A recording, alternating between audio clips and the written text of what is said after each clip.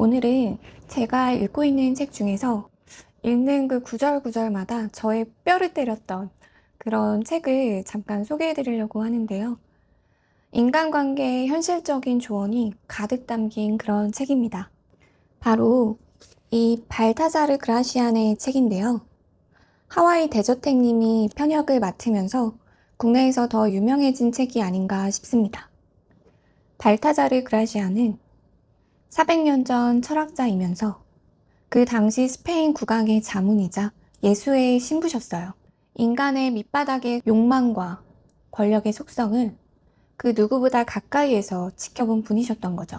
그래서 쇼펜하우어와 니체어 같은 철학자들이 그에게서 많은 영향을 받았다고 합니다. 이 책은 첫 머리부터 타인에게 휘둘리지 않기 위해서는 기꺼이 손잡이가 없는 인간이 되어야 한다 라고 강조하고 있습니다. 총 118개의 챕터로 방법들이 수록되어 있는데요. 그 중에서 와닿았던 챕터들을 제가 낭독해 보려고 합니다. 퇴근길이나 잠들기 전에 편안한 마음으로 좀 들어주시면 좋을 것 같습니다. 손잡이가 없는 인간이 되는 법. 누군가에게 참 좋은 사람이라는 소리를 듣고 싶은가? 미안하지만 그건 당신이 그만큼 이용하기 편한 사람이라는 뜻이라네. 손잡이가 없는 인간이 되게나. 컵이나 칼에 손잡이가 달린 이유는 무엇인가? 누구나 쉽게 쥐고 제멋대로 휘두르기 위함이지. 사람도 마찬가지라네. 손잡이가 없는 인간이란 타인이 당신을 자기 뜻대로 부리기 위해 쥐어잡을 만한 약점이나 뻔한 구석을 내주지 않는 사람을 말하네. 만약 당신이 너무나 흔하고 뻔해진다면 사람들은 더 이상 당신의 다음 행보를 궁금해하지 않지. 당신의 가치를 아끼고 아껴서 세상이 당신을 얻기 어려운 보석으로 여기게 만드는 것. 그것이 바로 당신의 자존을 지키는 가장 위대한 선택이라네. 거절조차 금빛으로 물들이는 태도. 내용이 알차다는 것만으로는 부족하네. 그것을 감싸는 기품 있는 태도가 반드시 필요하지. 태도가 거칠면 아무리 옳은 소리를 해도 사람들의 귀에는 소음으로 들릴 뿐이야.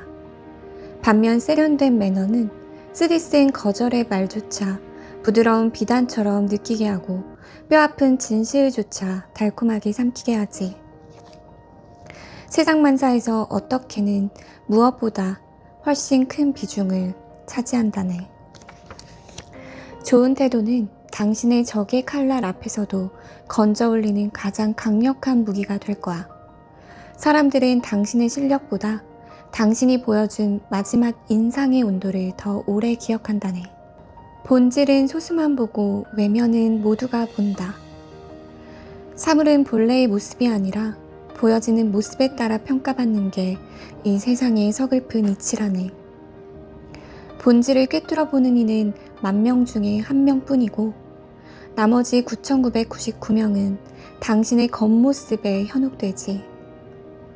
당신이 아무리 내면이 아름답고 옳다 해도 그 외면이 품이 없어 보인다면 당신은 대중에게 틀린 것이나 다름없어. 보이지 않는 것은 존재하지 않는 것과 같지. 내면의 완벽함을 갖추었다면 그에 걸맞은 훌륭한 외형, 즉 당신만에 드러나는 격조를 갖추는 것을 부끄러워하지 말게나. 또 반대로 왜 세상 사람들은 나의 내면의 가치는 몰라주고 외형으로만 판단하려고 할까라며 세상을 원망하지도 말게나. 그것은 바다의 깊이를 보지 못하고 수평선의 아름다움만 찬양하는 인간의 본성이니 차라리 그 본성을 이용해 당신의 진실된 가치를 세상에 전달하는 가장 효율적인 옷을 입게나. 지식의 유행을 타라. 지식조차 시대의 의복처럼 유행을 탄다네.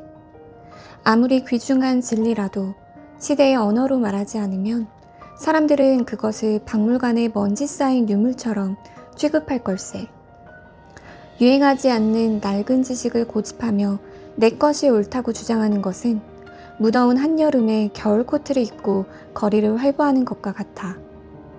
사고와 취향은 시대의 물결과 함께 변하니 당신의 풍모와 지식을 지금 사람들이 이해할 수 있는 세련된 방식으로 다듬게나 과거의 것이 더 훌륭해 보일지라도 말이네.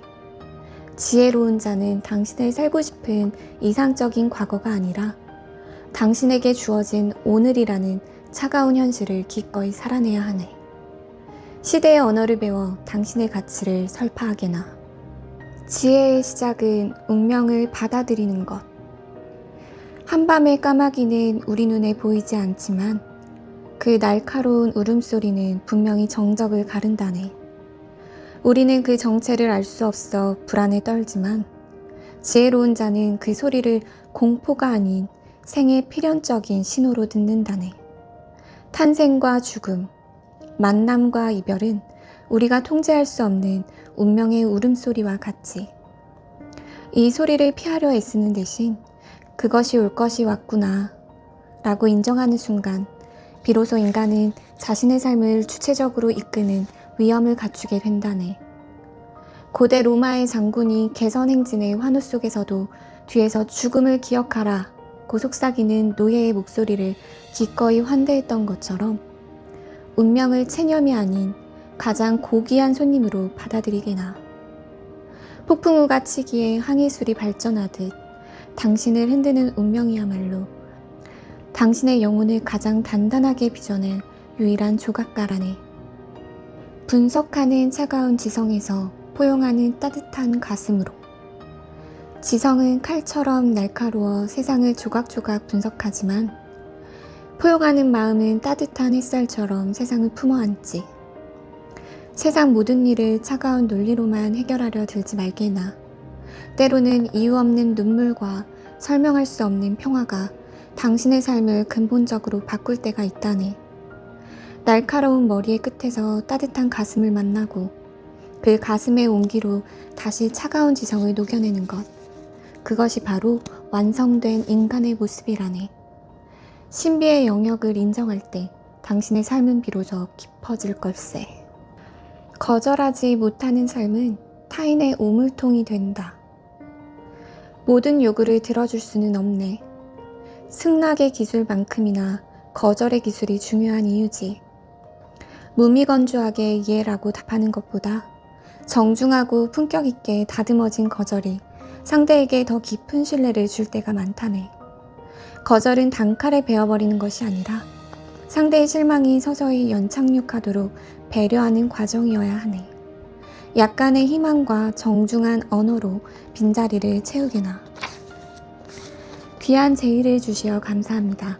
하지만 지금은 제가 그 일에 온전히 몰입하여 당신의 기대에 부응할 만한 결과를 낼 수 있는 시기가 아닙니다. 더 좋은 기회에 더 좋은 모습으로 뵙기를 청합니다. 와 같은 정중한 말 한마디는 무책임한 승낙보다 100배는 더 고귀하다네. 예와 아니오는 짧은 단어지만 그 여운은 당신의 인생 전체를 결정짓는다네. 비극은 신이 보내는 가장 고귀한 초대장이다. 평온한 바다에서는 사공의 실력을 알 수 없고 환한 대낮에는 별의 빛남을 알 수 없다네. 인간의 영혼이 가장 역동적으로 움직이는 순간은 역설적이게도 비극의 한복판이라네. 당신에게 닥친 시련을 어둠과의 팔씨름이라 여기지 말게나. 그것은 당신의 낡은 껍질을 깨고 초인으로 거듭나게 하려는 우주의 거대한 섭리일지 모르니 1000번의 두드림을 견딘 철만이 부러지지 않는 명검이 되어 주인을 지키듯 그 고통을 견뎌낸 자만이 자신의 한계를 뚫고 나아갈 수 있다네. 비극은 당신을 무너뜨리러 오는 것이 아니라 당신 안에 잠자던 거인을 깨우러 오는 것이라네.